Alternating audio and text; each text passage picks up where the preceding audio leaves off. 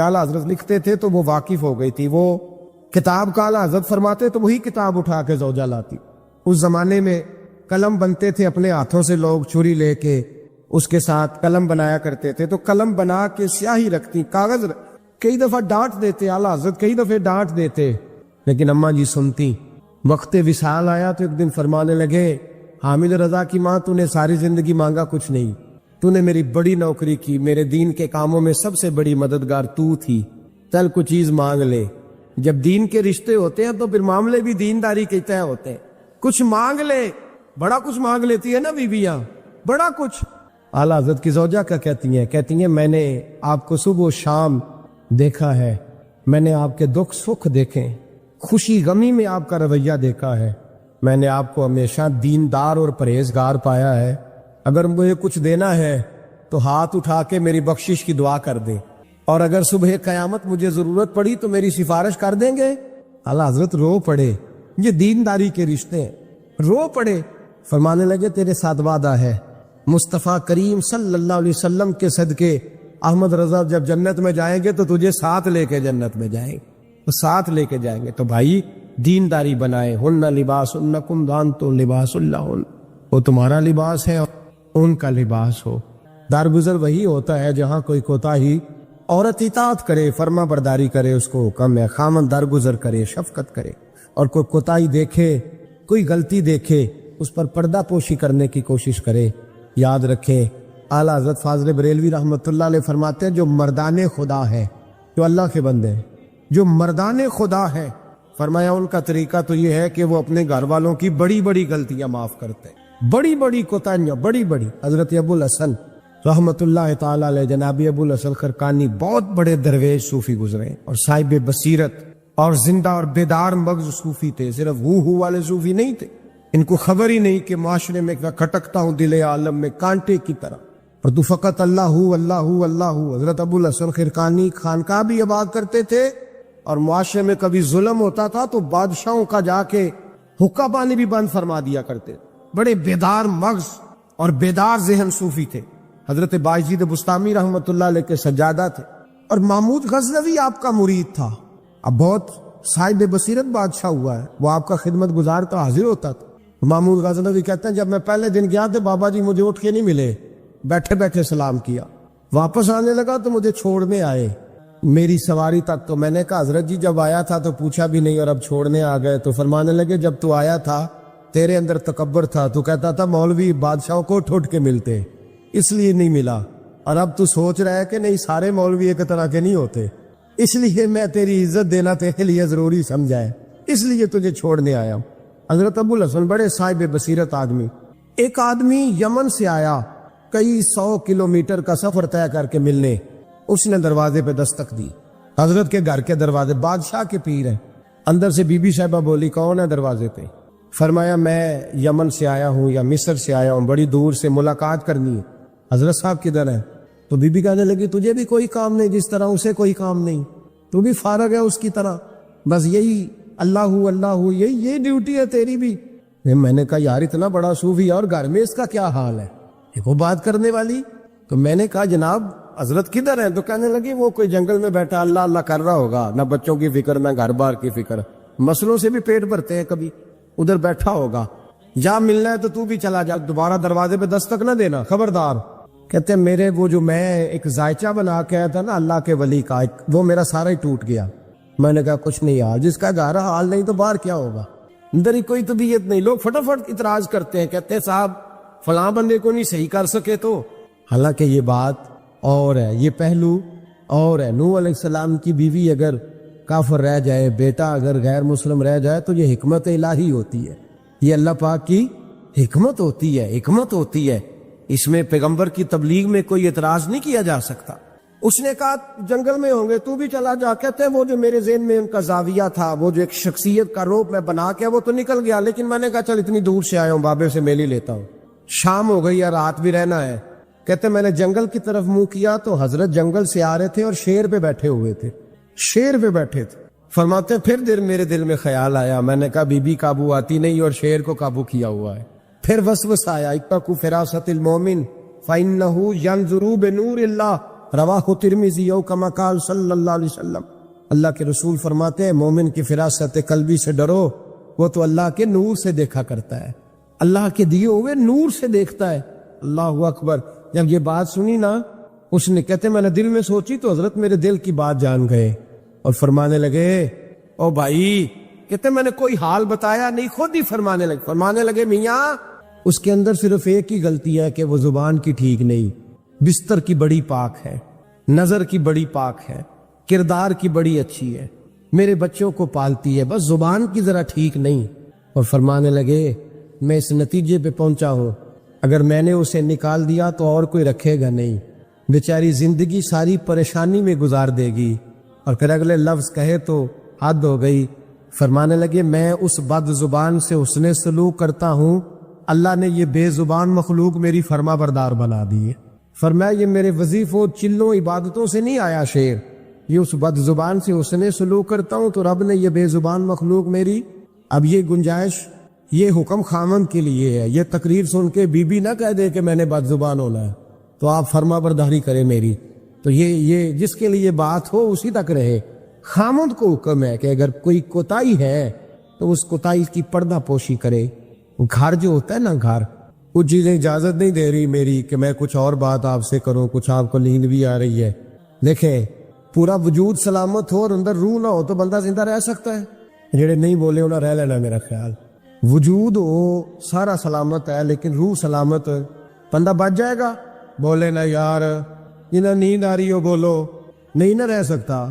پورے گھر میں ہر شے ہو، ذمہ داری سے بات کر رہا ہوں، پورے گھر میں ہر شے موجود ہو، اگر گھر میں دین نہ ہو تو گھر چلتا نہیں چل سکتا۔ جس گھر میں نماز نہ ہو وہ گھر نہیں چلتا، جس میں قرآن پاک نہ ہو وہ گھر، اس لیے کہ دین روح ہے۔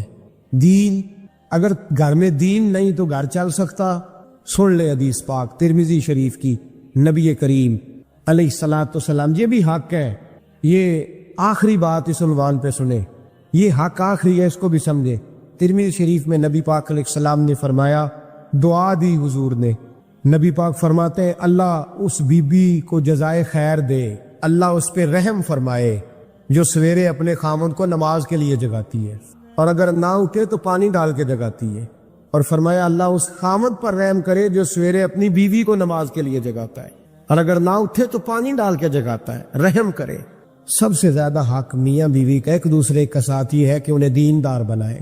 دین کی جس بات کا خامن کو پتہ ہے، اعلیٰ حضرت نے لکھا ہے کہ خامن کی ذمہ داری ہے بیوی کو تعلیم دینا، یہ اس کی ڈیوٹی ہے پردے کا پابند کرانا، اس کی ذمہ داری ہے کہ اسے قرآن و سنت کے جو احکام پتہ ہے اپنی بیوی کو سکھائے، اس کو بتلائے، اس کو سمجھائے، ذمہ داری ہے اس کی۔ فرمایا اللہ اس پہ رحم کرے، ذمہ داری ہے، ایک دوسرے کو مذہب سے آشنا کرے، پیار کے ساتھ محبت کے ساتھ قائل کرے۔ خاوند بڑی باتوں میں روٹھ جاتا ہے، اگر کبھی اس بات پہ بھی روٹھ جائے کہ آج نہیں روٹی کھانی تیرے ہاتھ کی، انہیں نماز ہی نہیں پڑھی تو آج نہیں میں نے تیرے ساتھ کوئی بات کرنی اس لیے کہ تیری آواز گلی میں نے سنائی دی ہے مجھے، تو خاوند کو چاہیے کہ اسے دینداری سکھائے۔ عورت کو بھی چاہیے کہ وہ کہے صاحب تھوڑی روٹی کھا لینی ہے لیکن مہربانی کرے حلال رزق لے کے آئے، مجھے زیادہ کپڑوں کی ضرورت نہیں، میں پرانے پہ گزارا کر لوں گی لیکن میرے بچوں کے حلق سے ہرا نہیں گزرنا چاہیے کہ دینداری ایک دوسرے کو سکھائیں، ایک دوسرے کو۔ حضرت سلطان باہو کا نام تو سنا ہوگا آپ حضرات نے، الحمدللہ کافی لوگوں نے سنا ہوا۔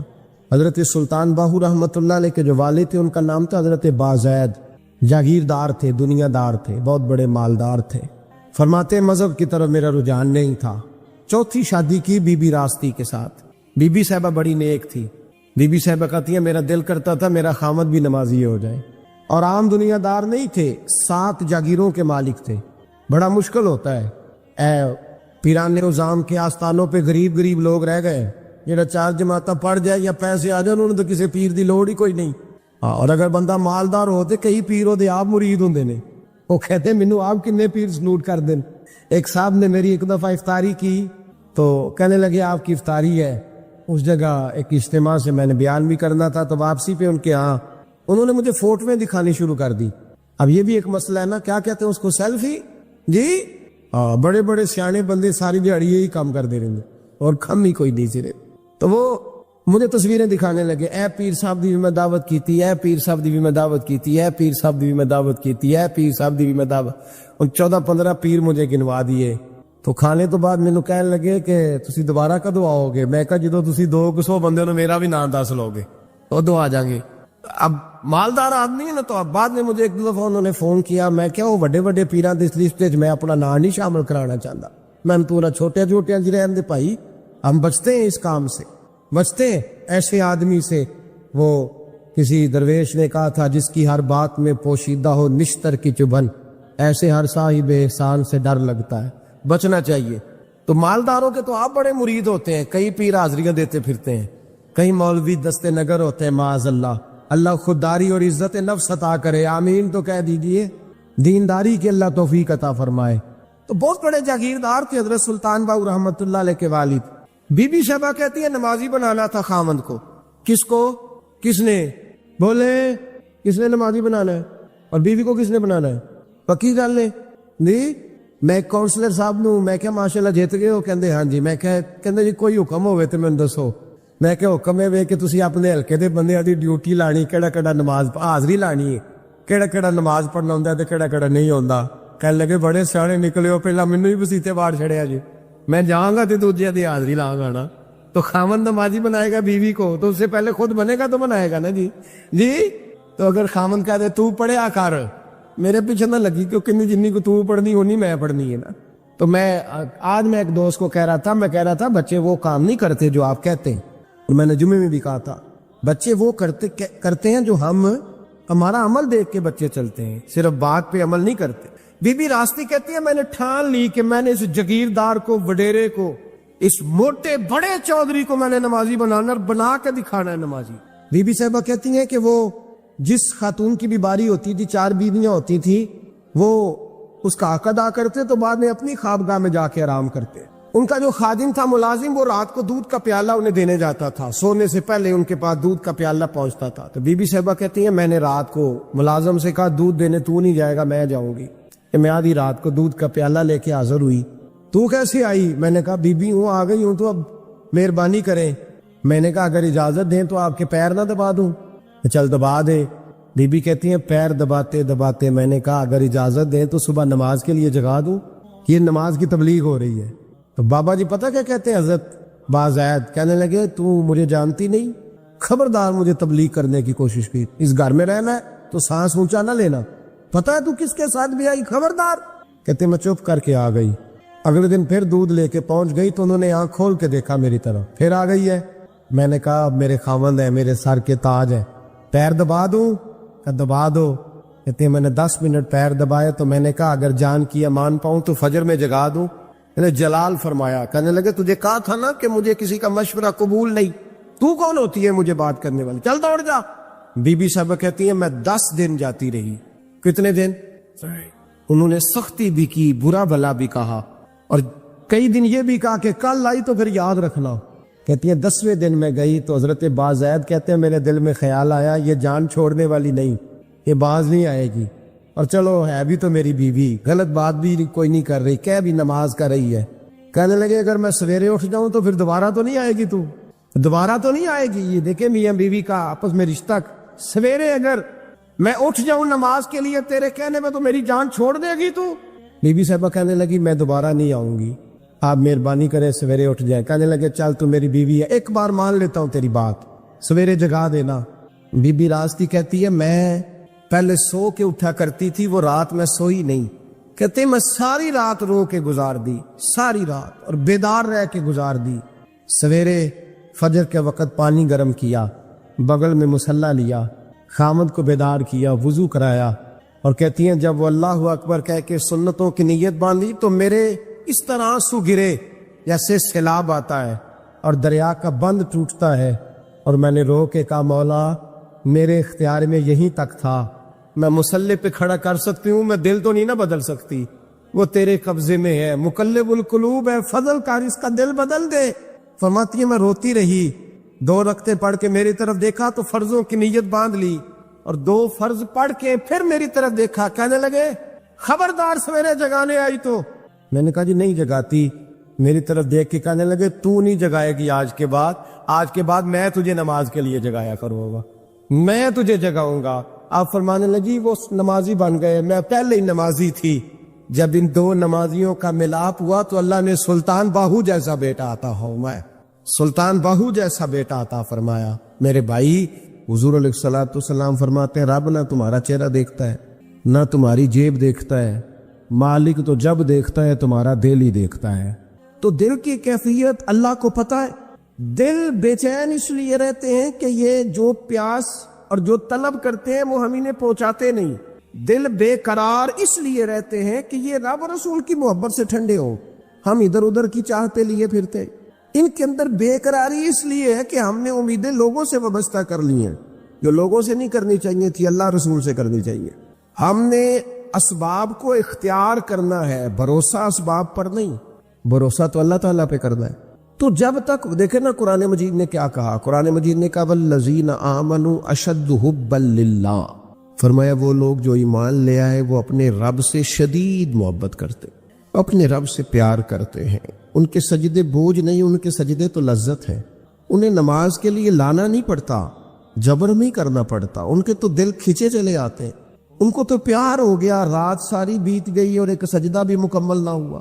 وہ تو مال چونکہ اللہ نے دیا ہے تو راہ خدا میں خرچ کرتے وقت ان کی طبیعت کسی قسم کا تکلف نہیں محسوس کرتی، کوئی بوجھ نہیں محسوس کرتی، چونکہ وہ ہر چیز سے بڑھ کر اللہ رسول سے پیار کرتے ہیں۔ تو یہ چیزیں ان کے سامنے کبھی بھی رکاوٹ نہیں بنتی، اور دل میں سب سے زیادہ محبت اللہ کی، اور جہاں تک تعلق ہے میرے رسول پاک کا، تو اللہ کریم نے فرمایا النبی اولی بالمؤمنین من انفسہم، فرمایا یہ جو نبی ہے نا یہ تو مومنوں سے ان کی جانوں سے بھی زیادہ قریب ہے۔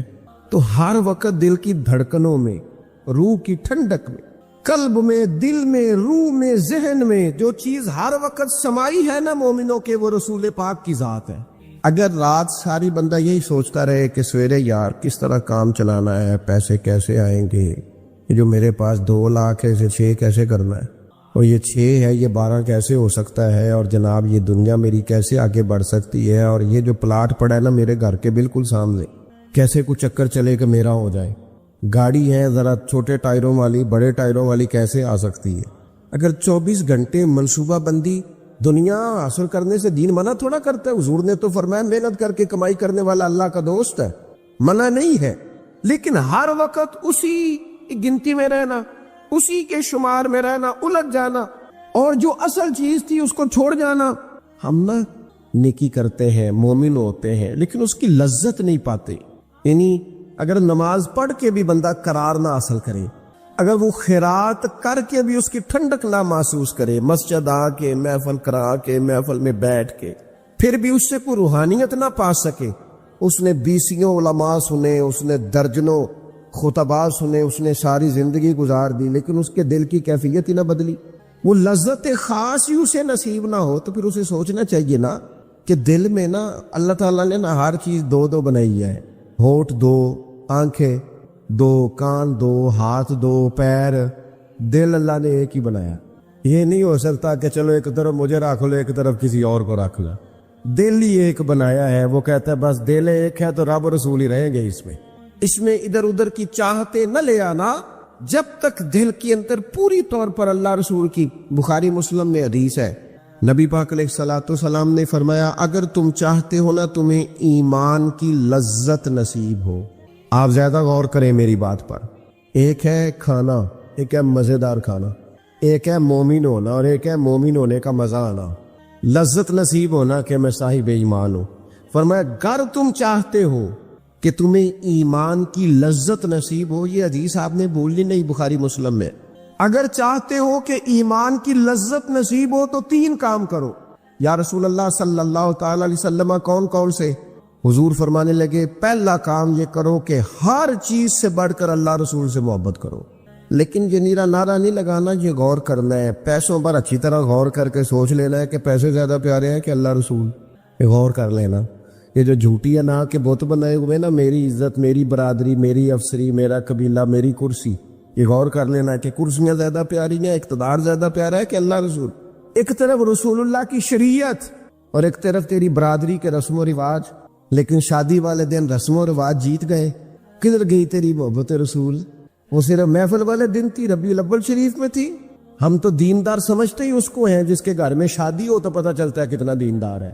محفل میں تو سارے دیندار ہوتے ہیں، یہ تو پتہ ہی تب چلتا ہے جب کسی کا انتقال ہو جائے نا، گھر میں کوئی خوشی آئے کہ اب یہ کتنا دیندار ہے، اب پتہ چلے گا۔ مسجد میں تو سارے دیندار ہیں۔ فرمایا گر چاہتے ہو کہ لذت ایمان نصیب ہو تو ہر چیز سے بڑھ کر اللہ رسول سے پیار کرو۔ اور دوسرا فرمایا جس سے بھی پیار کرو نا اللہ رسول کی رضا کے لیے کرو۔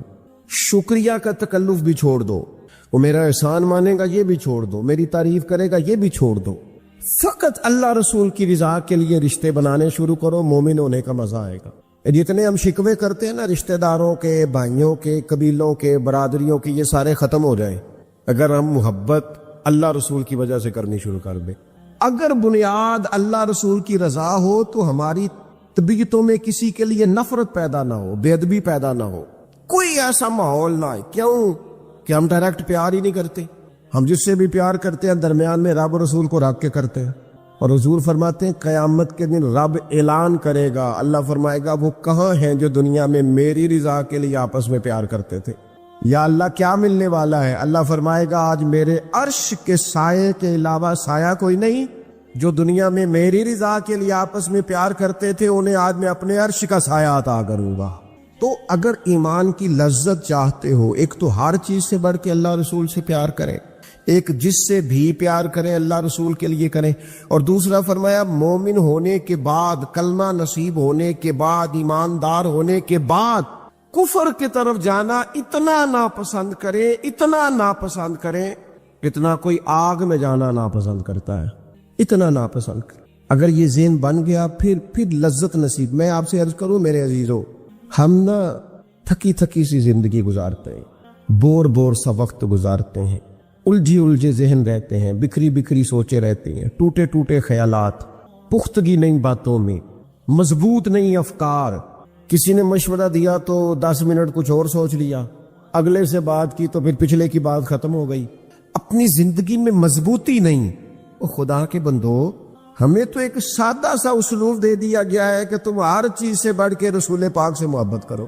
تو جب پوری طرح وہ محبت نصیب ہو جائے گی، جب پوری طرح وہ چاہت مل جائے گی، جب پوری طرح وہ خلوص نصیب ہو گیا، للہیت مل گئی، اللہ رسول کی بارگاہ نصیب ہو گئی، آپ یقین کریں حضور کی محبت بندے کو پکا کر دیتی ہے، اس کی سوچوں کو مضبوط کر دیتی ہے، اس کے اندر استقامت لاتی ہے رسول اللہ کی محبت، انسان طاقتور ہو جاتا ہے۔ میں تقریر نہیں کر رہا، جذبات کا اظہار کر رہا ہوں۔ میں آپ سے داد نہیں چاہتا، میں آپ کی ذہن سازی چاہتا ہوں۔ آپ بھلے میری بات پر کوئی سبحان اللہ ماشاءاللہ نہ کہے، لیکن میرے درد دل کو سمجھے میں کیا کہنا چاہتا ہوں۔ دوستو، حضور کی محبت مضبوط کرتی ہے، مضبوط طاقتور کر دیتی ہے۔ نہ سمجھ آئے تو سیدنا بلال سے پوچھ کے دیکھو، مار پڑتی جاتی ہے، محبت طاقتور ہوتی جاتی ہے، تانے ملتے جاتے ہیں، محبت مضبوط ہوتی جاتی ہے۔ نہ سمجھ آئے تو سیدنا سلمان فارسی سے پوچھو، سالوں بیت گئے، ڈھونڈتے، تلاش کرتے، آتے حضور کی بارگاہ میں حاضری دیتے، غلامی کرتے، کہاں سے چلے کہاں پہنچے۔ اگر نہ سمجھ آئے تو حضرت خبیب سے پوچھو، نہ سمجھ آئے تو بدر میں جا کے شہید ہونے والوں سے پوچھو جی محبت کتنا طاقتور کرتی ہے۔ حضرت انس بن نضر سے پوچھو میدان احد میں کہ یہ محبت افکار کو زندہ کرتی ہے، روح کو تازہ کرتی ہے۔ بندہ نہ زیادہ باتوں سے ویسے ہی بچ جاتا ہے، ایک شے ہی صرف یاد کرنی پڑتی ہے، ایک شے ہی، علم و بس کریو یار اے ہوئی حرف تینوں درکار۔ اعلیٰ حضرت فرماتے اے عشق تیرے صدقے ہم جلنے سے چھٹے سستے، جو آگ بجھا دے گی اب وہ آگ لگائی ہے، جو آگ بجھا دے گی اب وہ۔ اور پھر اعلیٰ حضرت فرماتے ہیں کہ یاد رکھنا جان ہے عشق مصطفیٰ، روز فزوں کرے خدا، اور جس کو ہو درد کا مزہ، جس کو ہو درد کا مزہ، ایک ہوتا ہے شفا کا مزہ، ایک ہوتا ہے بیماری کا مزہ۔ یہ حضور کی محبت کی وہ والا درد ہے کہ یہ مزیدار ہے۔ اعلیٰ حضرت فرماتے جان ہے عشق مصطفیٰ، روز فزوں کرے خدا، او لوگوں جس کو ہو درد کا مزہ، وہ نازے دوا اٹھائے کیوں، اور پھر کے گلی گلی تباہ، ہم ٹھوکرے سب کی کھائے کیوں، اور دل کو جو عقل دے خدا تو تیری گلی سے جائے کیوں؟ دل کو جو عقل دے خدا تو تیری گلی سے جائے کیوں؟ صحابی بیٹھے نا نبی پاک کی بارگاہ میں، اور دیر سے بیٹھے اور جم کے بیٹھے، بٹھا کے اپنے محبوب کو اپنے پہلو میں۔ جو لوگ کچھ نہیں کرتے وہ بھی کمال ہی کرتے۔ دیر سے بیٹھے اور بیٹھے تو نبی کریم نے فرمایا جاؤ کوئی کام بھی کرو۔ اٹھے، ستون کی اوٹ سے ہو کے واپس آ گئے، کہنے لگے یا رسول اللہ آپ کے بغیر دل ہی نہیں لگتا، تو طبیعت ہی نہیں جمتی، کہیں نظر ہی نہیں ٹھہرتی۔ جب تک آپ اپنے دل کی کیفیات، یار ہمارے بزرگ، ہمیں تو وقت نہیں ملنا چاہیے، اگر ہمارا دعویٰ ہے کہ ہمیں حضور سے محبت ہے تو وقت ہی نہیں ملنا چاہیے۔ سیرت ساری پڑھ لی ہے ہم نے، حضور کی احادیث یاد کر لی ہیں، نبی پاک کے فضائل پر جو کتابیں لکھی گئی ہیں وہ ہمارے پاس ہیں۔ کیا آج صبح سے لے کر اب تک 1100 بار درود شریف نصیب ہوا ہے؟ کیا اگر حضور سے محبت ہے تو ہمارے دل میں نبی پاک کی امت کا درد ہے؟ حضور پر نازل ہونے والے قرآن مجید کو ہم نے سمجھا ہے؟ دین اسلام کی روشن تعلیمات کے ہم کتنے قریب گئے ہیں؟ فارغ وقت آپ کیا جی میں آج کل بور ہوتا ہوں تو بھئی آپ کتاب خریدیں حضور کی سیرت پر، پڑھے شاہ عبد الحق محدث دہلوی نے کیا لکھا ہے، پڑھے حضور کے فضائل کمالات، پڑھے شفا شریف قاضی ایاز کیا لکھتے ہیں۔ لیکن زندگی تو ادھر ادھر ضائع ہو رہی ہے۔ محبت والا تو اپنا ٹائم، یہاں تو کسی کو پیار ہو جائے نا اپنے گھر سے تو قربانی دیتا ہے، کہتا ہے آپ سب لوگ کھائیں گے، میں پردیس میں جا کے کماؤں گا۔ پیار ہو گیا نا تو اس نے جدوجہد کی، اس نے عمر گزار دی۔ ہمیں اگر پیار ہو تو پھر انداز کچھ اور ہو، تھوڑا سا نا اپنی قلبی واردات پر توجہ دیں، اپنے دل سے پوچھیں، ایک تسبیح رکھ لیں ہاتھ میں۔ جس طرح موبائل ہو نا بندے کے پاس تو چین نہیں نہ لینے دیتا، جس طرح موبائل ہاتھ میں ہو تو چلتا رہتا ہے نا، انشاءاللہ تسبیح بھی ہاتھ میں ہوگی تو درود پاک چلتا رہے گا۔ یہ کریں یہ کام، حضور کے تذکار جمیلہ، نبی پاک کا تذکرہ، اپنے قلب اطہر میں حضور کی محبت کو۔ آپ دیکھیں نا کبھی صحابہ کا مزاج، ایک ہوتا ہے بڑے مشورے کرنا اور ایک ہوتا ہے زندگی میں نا ایک عرض یاد کر لینا۔ صحابہ نے نا ایک سبق یاد کیا تھا کہ جو حضور کہہ دیں گے نا، یہ بڑا مختصر، بڑا جامع، بڑا مزیدار اور سارے پہلوؤں کو اکٹھا کرنے والا سبق ہے۔ جو کریم کہہ دیں گے نا، لمبی چوڑی دوڑ ہی نہیں، جو حضور فرما دیں گے۔ حضرت صدیق اکبر سے پوچھا آپ کو پسند کیا ہے؟ کہنے لگے حضور آپ کو دیکھتے رہنا، میرا دل کرتا ہے میری بیٹی گھر میں خدمت کرے، حضور میرا دل کرتا ہے اللہ مجھے مال دیتا رہے، میں آپ کے قدموں پہ قربان کرتا رہوں۔ سانو تے قید سجن دا گہنا ہے، وہ جینج رکھے ایسا اونج رہنا ہے۔ ہم نے نہ طے کر لیا ہے، ہم نے ادھر ادھر ایک مختصر سا سبق یاد کر لیا۔ آپ یاد رکھیں ہمارے پاس کوئی نہ کوئی لذت ہے، کسی نہ کسی چیز کے پیچھے دوڑ رہے ہیں، ہر بندہ دوڑ رہا ہے، کچھ مان کے دوڑتے ہیں، کچھ نہ مان کے دوڑتے ہیں، لیکن دوڑ لگی ہوئی ہے۔ آپ یقین کریں میں ایسے لوگوں کو بھی جانتا ہوں جو ڈھونڈ کے محفل میں جاتے ہیں، آج میں نے اپنے نبی کی نعت سن لی۔ میں ایسے لوگوں کو بھی جانتا ہوں جن کو کتاب مل جائے نا، ٹائٹل پہ لکھا ہو حضور کا تذکرہ، دوڑ کے خرید لیتے ہیں۔ میں نے دیکھا ہے کہ حضور کے میلاد پاک میں وہ یوں خرچ کرتے ہیں کہ جیسے بس پوری کیفیت طاری ہو گئی۔ نبی پاک کی نسبت جہاں نظر آئی، حضور کے اصحاب کی بات آئی یا اولاد کی بات آئی، امت کے اولیاء کی بات آئی یا علماء کی بات آئی، دین کے طلباء جو مدرسوں میں پڑھتے ہیں ان کی بات، جہاں جہاں ذکر آیا، ہم نے نہ کبھی قطرے پہ غور کیا اور نہ دریا دیکھا، بس جہاں تیری جھلک دیکھی وہیں ڈوب گئے۔ اپنے دل میں اس محبت کو پیدا کریں۔ میں آپ سے عرض کروں، اولادیں بھی پریشان ہیں ہماری، ہم نے بچوں کو پیسے دیے ہیں، ٹائم نہیں دیا، ہم نے بچوں کو گھر دیا ہے، خاندانی ماحول نہیں دیا۔ اب شکوہ صرف بچے سے نہیں کہ وہ موبائل پہ ہے، ابا بھی تو موبائل پہ ہی ہے نا، وہ بھی تو نہیں نا چھوڑ رہا۔ بچے جو چھوٹے موٹے سوالات اپنے ماں باپ سے پوچھتے تھے تو ایک خاندانی روایات، ان کا حسن منتقل ہوتا تھا، وہ اب رخصت ہو رہا ہے۔ بچے اپنے گھروں میں، آپ کو پتہ ہے یہ صحابہ کی اولادیں کیوں جان قربان کرتی تھی نبی پاک پہ؟ انہوں نے گھر میں جو دیکھا تھا نا اپنے ماں باپ کو کرتے تو وہ تیار تھے، ایک سے ایک بڑھ کر تھا۔ حضرت عمر بن جموح جنگ میں آئے تو چاروں بیٹوں سمیت آئے، اولادیں ساتھ آئیں ان کی۔ کیوں؟ انہوں نے اپنے بچوں کو وقت دیا، ٹائم دیا، ان کی تربیت کی۔ دیکھیں ایک ہے میں تقریر کروں، تقریر سے بھی بچے سیکھیں گے، ایک ہے کہ جو ان کا باپ کرتا ہے۔ میں اکثر ایک مثال دیتا ہوں، میں کہتا ہوں کہ کئی دفعہ گھر میں نا اماں کہتی پتر چپ کر جا، تیرا ابا آج کل پریشان ہے، ناراض ہو جائے گا، چپ کر ابھی بات نہ کرنا، کاروباری ٹینشن چل رہی، ہوتا ہے کہ نہیں؟